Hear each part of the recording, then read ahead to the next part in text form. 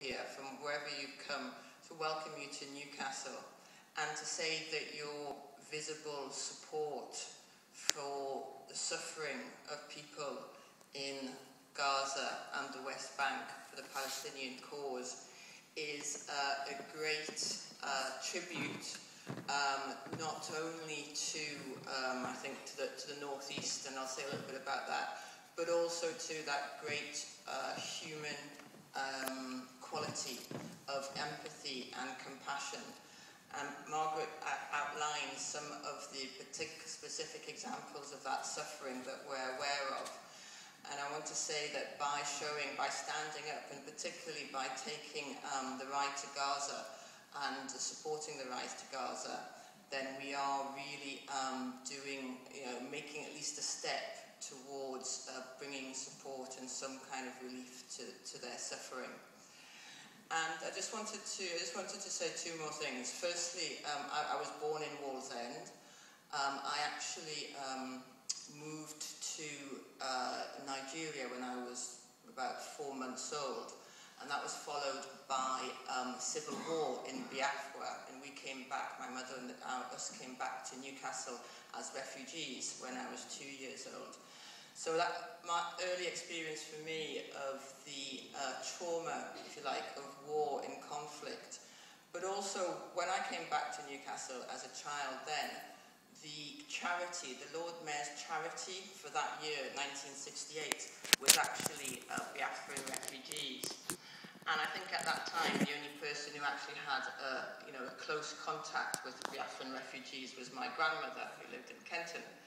But what that shows for me and what that says to me is that the Northeast and Newcastle has always had a long tradition of supporting those who are in suffering elsewhere, and particularly the international movement which seeks to bring peace and freedom to oppressed peoples around the world.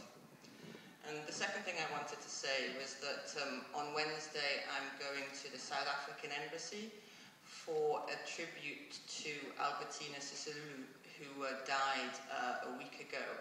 Now, I actually marched with her husband because I was on the national executive of the anti-apartheid for many years. And he and many of those who were imprisoned or otherwise oppressed by the South African regime at the time, said to me how important it was, the Free Nelson Mandela song,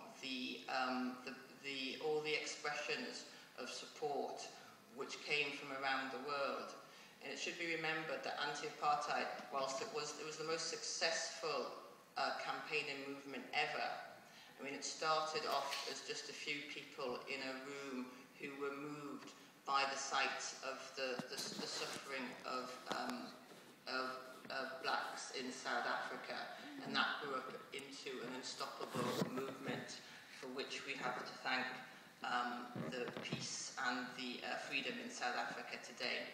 So what I'm saying, I guess, is that there's a long, great tradition behind you in terms of supporting the suffering of in other countries, and there's also a beacon of hope in that such support, we have seen that be successful even in a situation as intractable as anti-apartheid looked at one time.